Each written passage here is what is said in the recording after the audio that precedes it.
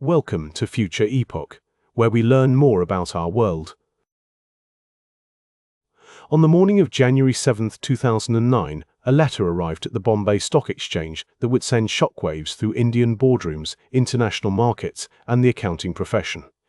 It was a confession, not from a whistleblower or a regulator, but from the founder himself. B. Ramalinga Raju, chairman of Satyam Computer Services, one of India's most celebrated technology companies, had written to his own board of directors to tell them that almost everything they believed about the company was a lie. The cash balances were fictional. The profits were invented. The company he had built over 2 decades had, for years, been running on fraud. He described it, in his own words, as riding a tiger. "You cannot get off," he wrote, "without being eaten." Satyam Computer Services was founded in Hyderabad in 1987 by Ramalinga Raju. The name itself means truth, in Sanskrit, a detail that would later seem almost unbearable in its irony. By the mid-2000s, Satyam had grown into a global IT outsourcing powerhouse. The company employed more than 50,000 people, served clients across over 60 countries, and had earned listings on both the New York Stock Exchange and the Bombay Stock Exchange. It had won awards for corporate governance. It was considered a crown jewel of the Indian IT industry's emergence on the world stage, standing alongside Infosys and Wipro as proof that India could compete and win at the highest levels of global technology. The company was not merely a fiction. Satyam had genuine clients, genuine revenues, and genuine employees doing real work. The fraud was layered on top of a functioning business, which made it harder to detect and more devastating when the truth finally surfaced. India had spent decades building a reputation as a reliable, high-quality destination for software development and business services. When the Satyam scandal broke, that reputation was suddenly, publicly, on trial. The fraud at Satyam did not begin as a grand conspiracy. According to Raju's own confession, it started small, a gap between reported and actual profits, quietly inflated to make the company appear more attractive to investors during a period when the Indian IT sector was under pressure to demonstrate consistent growth. Over time, what had begun as modest manipulation became something far larger and far harder to reverse. By the time the confession landed in January 2009, the company had falsified its cash and bank balances by approximately 50 billion Indian rupees, equivalent to roughly $1 billion. The debtor accounts had been overstated by a further 4.9 billion rupees. The company had also been understating liabilities and reporting an inflated employee headcount of more than 53,000 when the actual number was substantially lower. Fake bank statements had been created to satisfy auditor requests. Fictitious employees were on the payroll, and the salaries attributed to them were siphoned off separately. The immediate trigger for collapse came in December 2008. Raju announced that Satyam would acquire 2 family-owned companies, Maytas Properties and Maytas Infrastructure, for a combined total of $1.6 billion. The name Maytas was not chosen at random. It is Satyam spelled backwards. The investor reaction was immediate and brutal.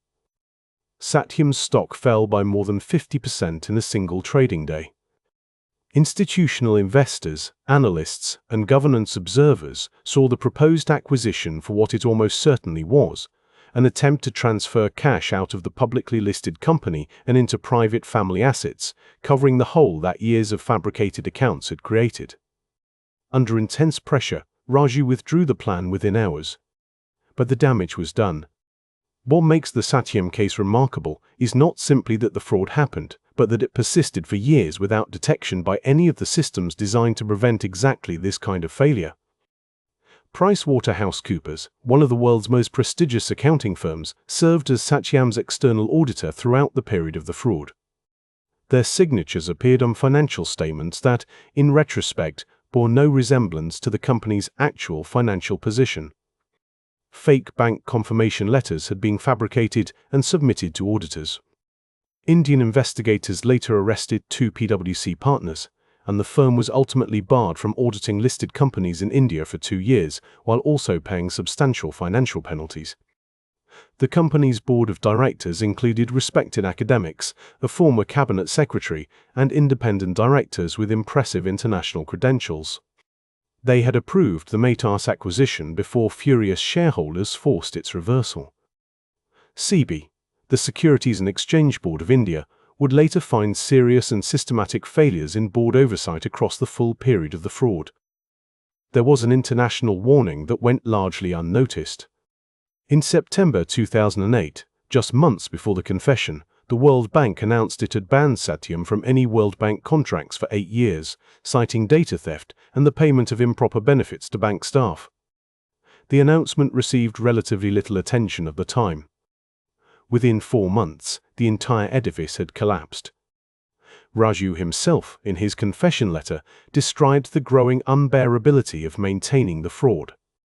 Every quarter, the gap between fiction and reality had to be sustained. The falsified profits could not be allowed to appear as real cash in the bank accounts, because no such cash existed. Every audit cycle required another layer of fabrication. The tiger, he wrote, was getting larger.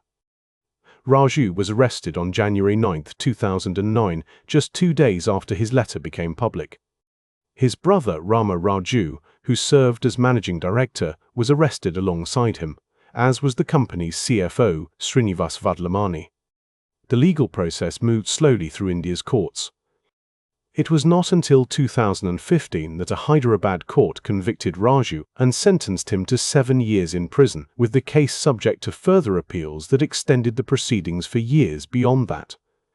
For the tens of thousands of Satyam employees, the immediate aftermath was one of profound uncertainty.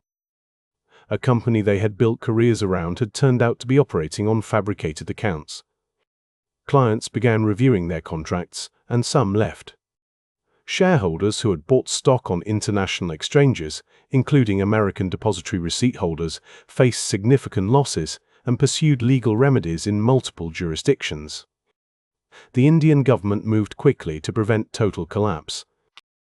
A new board was appointed to stabilize the company, and a competitive bidding process was launched to find an acquirer capable of preserving both the business and the workforce. In April 2009, Tech Mahindra, part of the Mahindra Group, acquired a controlling stake. The company was rebranded as Mahindra Satyam and later fully merged into Tech Mahindra, where it continues to operate as a major IT services provider today. The scandal reshaped corporate governance regulation in India in lasting ways.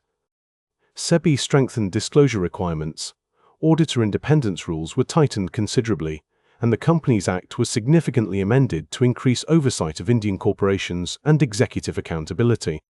The case also intensified scrutiny of the major accounting firms globally, accelerating conversations about auditor rotation and independence that continue to this day. The Satyam scandal is sometimes called India's Enron. Like Enron, it revealed how thoroughly a well-resourced fraud can exploit every layer of supposed oversight simultaneously. External auditors, independent directors, regulatory filings, stock exchange listings, and investor relations programs can all fail at the same time when the people running them are committed to deception. But there is a subtler lesson embedded in Raju's own account of how the fraud evolved. He did not set out to commit a billion-dollar fraud. He set out to close a small gap. Each time he did, the gap grew larger, the cover became more elaborate, and the exit became harder to imagine. The system that was supposed to catch him failed not through a single dramatic breach, but through the accumulation of unchallenged incremental dishonesty over many years. For investors and regulators alike, the case remains a reminder that governance structures are only as reliable as the culture and incentives of the people inside them. Awards for transparency, respected board members, internationally recognized auditors, and a dual stock exchange listing were not, in the end, meaningful protection against sustained, deliberate deception from the top.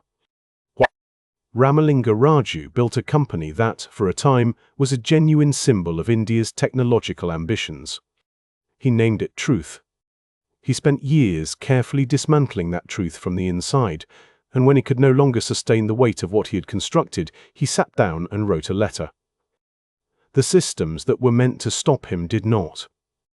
The auditors signed off. The board approved. The markets valued the fiction at billions of dollars. Satyam survived in a different form, under different ownership. The industry it helped build continued to grow. But the question the scandal leaves behind is one that applies to every market, every boardroom, and every audit cycle. If this could happen at a company this visible, with oversight this extensive, over a period this long, how many smaller frauds are still, right now, quietly riding the same tiger? Thank you for watching. If you've enjoyed this content and want to see more, please consider liking the video and subscribing to the channel.